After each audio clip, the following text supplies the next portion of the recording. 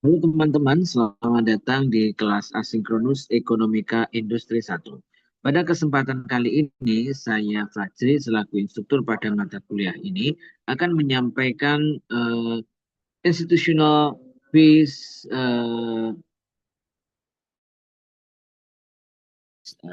view di teori perusahaan. Oke.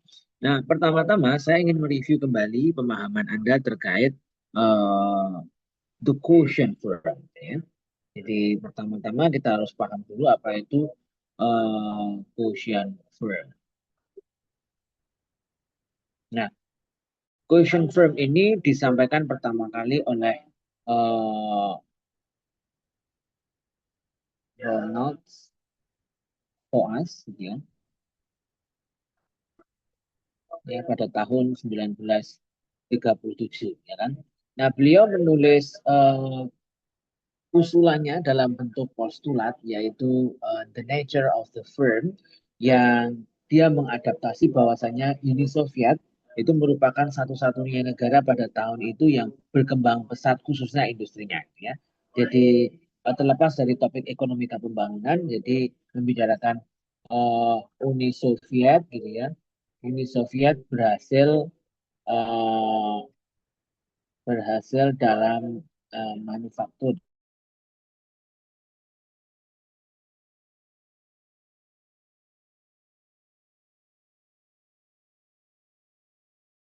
gitu ya. Nah, komando. Artinya akan ada sesuatu hal yang direncanakan di sini, ya. Artinya sesuatu yang direncanakan ternyata bisa menghasilkan hasil yang terbaik, gitu ya kan. Gitu ya. Sesuatu yang direncanakan. Eh, Pada saat yang sama, gitu ya. Ini pada saat yang sama, negara-negara yang menganut sistem ekonomi pasar bebas atau free market, gitu ya. Free market, ya. Nah, ini justru mengalami depresi kan, gitu ya. Nah, depresi yang sehingga pada kesempatannya digunakan oleh Koas untuk eh, menyatakan bahwasannya, ini sorry pakai E, ya, menyatakan bahwasannya ternyata mekanisme pasar itu juga bisa menyebabkan kejadian tertentu, ya. Dalam hal ini adalah bisa depresi, bahkan mungkin tak terkendali sekalipun, gitu ya. Nah,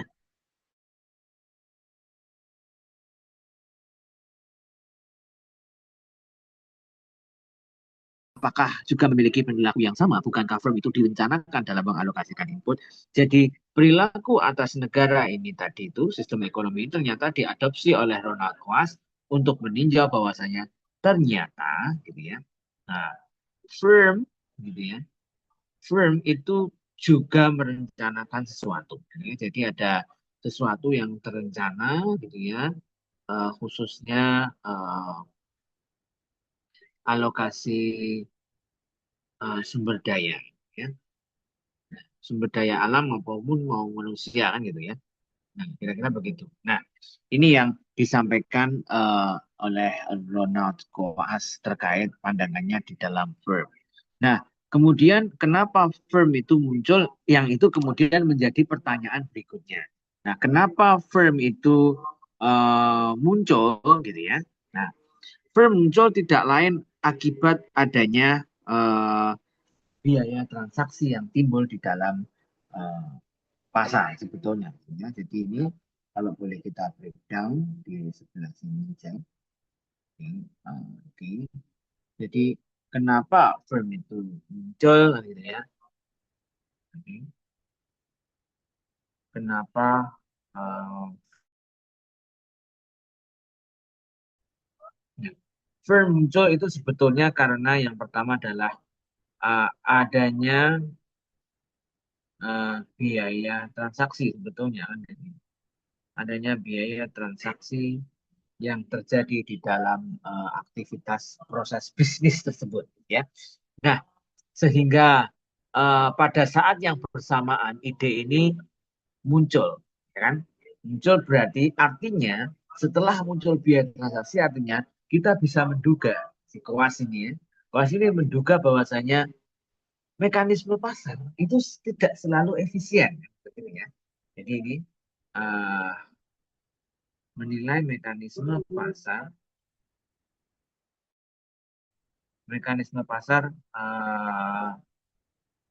tidak selalu efisien. Oke, karena mekanisme pasar tidak selalu efisien, ya, ya, maka mungkin perusahaan akan menggunakan resource-nya sendiri untuk memproduksi barangnya tersebut. Nah, oke. Nah, tapi kenapa kok pasar itu tidak efisien? Apakah ini kemudian menolak postulat efisiensi secara alokatif? Ya, tidak. Jadi di sini pasar itu tidak efisien karena bukan karena eh,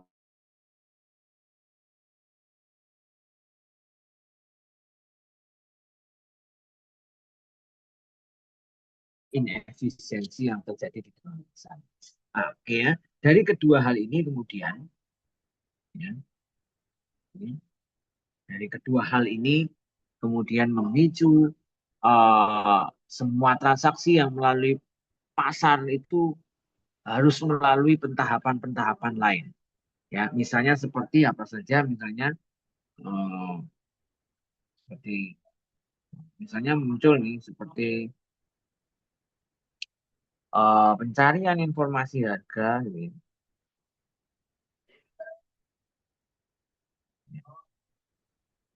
Informasi harga. Oke. Kemudian yang kedua itu berkaitan dengan proses negosiasi kontrak sebetulnya kan gitu ya. Proses negosiasi kontrak. Dan yang ketiga adalah berkaitan dengan penegakan dari kontrak. Nah ini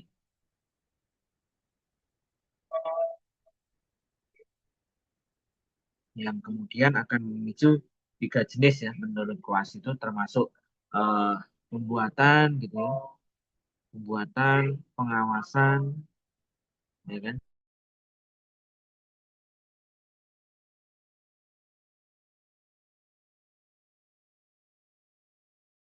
atau transaction cost.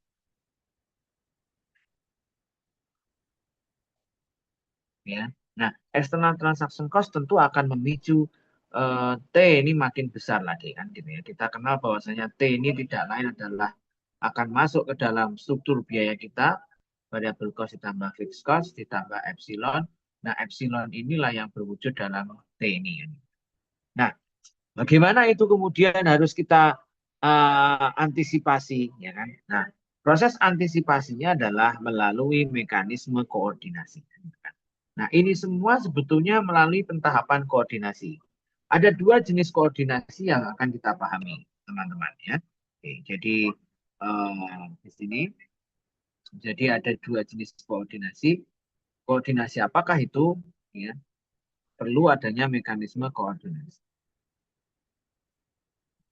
Mekanisme koordinasi. Nah, ya, mekanisme koordinasi itu ada dua. Yang pertama adalah eh, mekanisme pasar, mekanisme pasar. Yang kedua adalah eh, mekanisme internal. Ya, oke ya. Nah, kalau mekanisme pasar artinya apapun ditentukan oleh harga, ya, P, ya kan? Apapun ditentukan oleh harga, sini ya. Oke, apapun ditentukan oleh harga. Ya, misalnya harga pembelian barang setengah jadi, kayak gitu ya. Kalau kita ingin membeli barang setengah jadi, maka tentunya akan mengacu pada harga pasar. Kalau misalnya kita akan fokus pada mekanisme pasar. Nah, bagaimana dengan mekanisme internal? Ya, mekanisme internal berarti koordinasi dilakukan pada saat manajerial itu memutuskan. Artinya ada otoritas manajerial. Ya. Otoritas manajerial. Ya, otoritas manajer termasuk memutuskan eh, alih-alih memutuskan awalnya itu pasar nggak usah lah kalau begitu kita memproduksi sendiri ya. vertical integration misalnya begitu. Ya gitu ya. Tuh.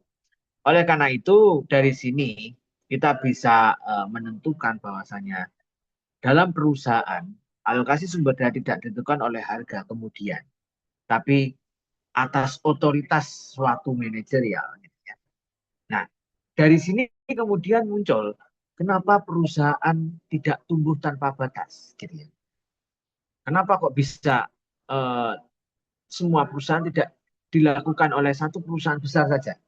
Kenapa nggak begitu? Kalau kalau begini ya, kenapa nggak one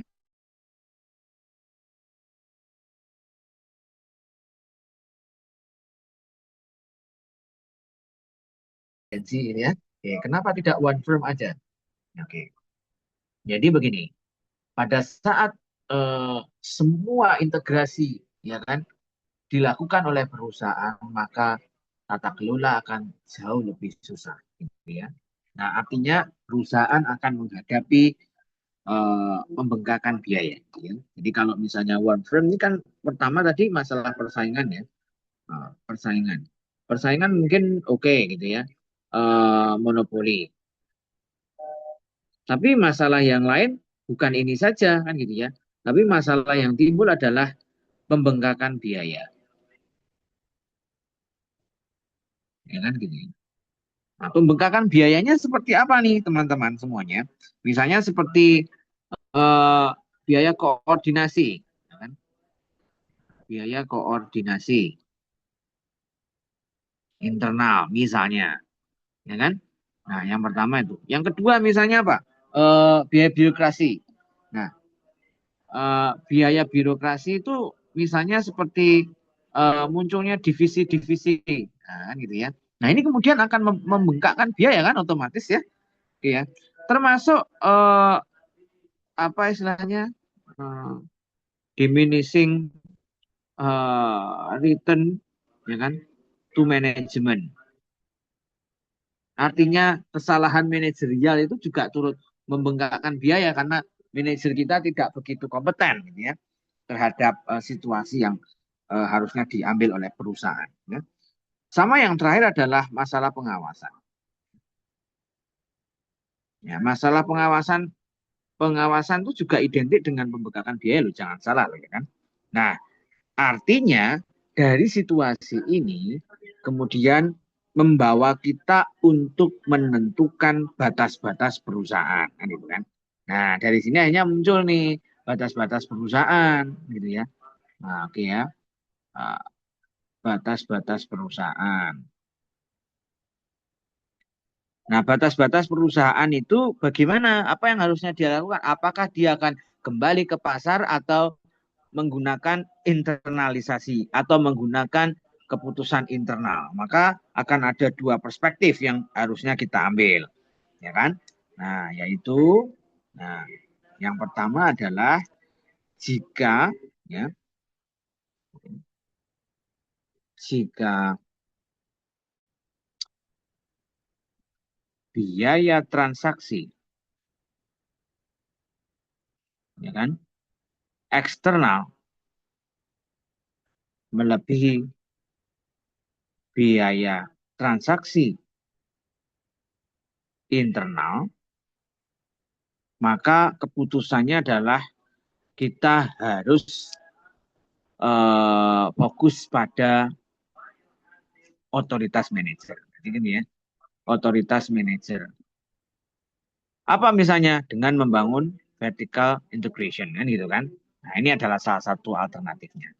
Tetapi kebalikannya ketika biaya transaksi eksternal itu kurang dari biaya transaksi internal, maka keputusannya adalah mekanisme pasar. Ya, mekanisme pasar, misalnya melalui apa yang kita sebut sebagai outsourcing, ya kan? Nah, outsourcing itu adalah bentuk daripada mekanisme pasar. Nah, nanti akan muncul lagi istilah-istilah yang lain, ya kan? Ya, misalnya eh, kontrak, incomplete kontrak itu adalah tahapan-tahapan selanjutnya. Setelah Anda mempelajari tentang itu semuanya. Gitu ya, teman-teman ya. Nah, Misalnya seperti ini, contoh sederhananya adalah sebuah perusahaan mobil membutuhkan ban. Pilihannya adalah membeli dari pasar atau supplier ban atau memproduksi ban sendiri, ya kan? Jika negosiasi kontrak itu mahal, kemudian supplier tidak dapat dipercaya, kemudian risikonya tinggi, maka perusahaan akan mempertimbangkan bahwasanya biaya transaksi eksternal jauh lebih mahal dibandingkan biaya transaksi internal. Maka keputusan mereka untuk membangun vertical integration itu jauh lebih akurat dibandingkan harus uh, mengambil barang dari pasar, gitu ya. Nah, kira-kira begitu. Nah, bagaimana dengan tingkat penjualan? Apakah kemudian juga berkaitan, gitu ya? Nah, tingkat penjualan itu juga menentukan apa namanya biaya transaksi itu kemudian harus digelontorkan atau tidak. Nah, ini yang juga menjadi opsi berikutnya, gitu ya. Nah, bagaimana sekarang kita menggambarkan diagramatis, gitu ya, secara diagramatis. Oke. Jadi kalau saya punya kurva gitu ya, maka di sini ini internal gitu ya, ini cost. Nah, mula-mula yang berasal dari pasar itu seperti ini, downward seperti ini. Nah, ini yang transaction cost eksternal. Nah, tetapi pada saat internalnya harus difokuskan, kadang-kadang makin besar, nah ini yang internal. Nah, perusahaan itu sebetulnya sedang menghadapi di sini kan gitu kan. Nah, ini ya, di perusahaan itu sebetulnya sedang ada di area ini. Nah, bagaimana perusahaan memutuskan situasi yang pelit ini kan gitu kan. Apakah dia ada di sini? Tentunya ya, yang diinginkan mereka adalah titik yang paling rendah gitu ya. Nah, itu teman-teman secara sederhana. Oke ya. Nah, sekarang bagaimana secara berkelanjutan itu berada atau model-model yang melatar belakangi itu semua, apa istilah yang kita sebut sebagai upstream dan downstream. Nah, itu nanti muncul dalam opsi yang kita sebut sebagai model Gaussian ya. Nah, jadi kalau boleh saya geser di sebelah sini, misalnya saya punya perusahaan satu, gitu ya, firm satu, dia akan memproduksi pesanan ya, menerima pesanan dari apa namanya, dari pembeli misalnya gitu ya.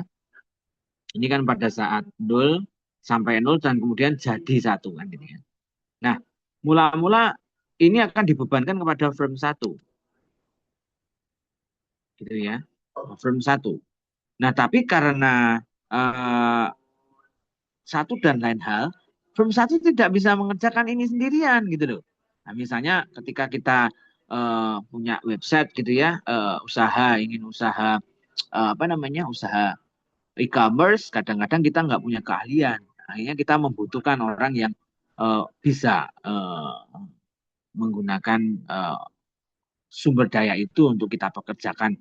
Dalam konteks ini adalah pekerja kontrak. Nah, oleh karena itu, firm satu akan stop di T1 seperti ini dan dia akan menerima full pesanan di sini.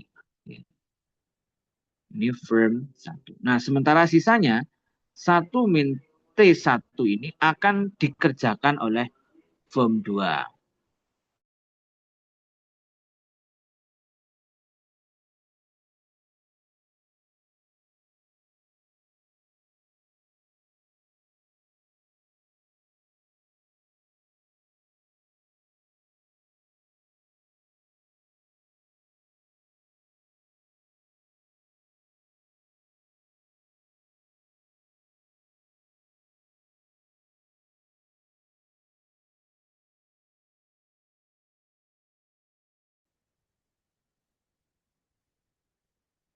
Ya,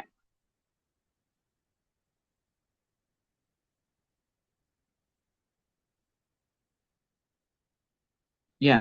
Jadi kalau berkaca seperti ini sebetulnya perusahaan tiga sedang mengerjakan pesanan apa yang dilakukan oleh perusahaan satu, bukan gitu kan? Oke.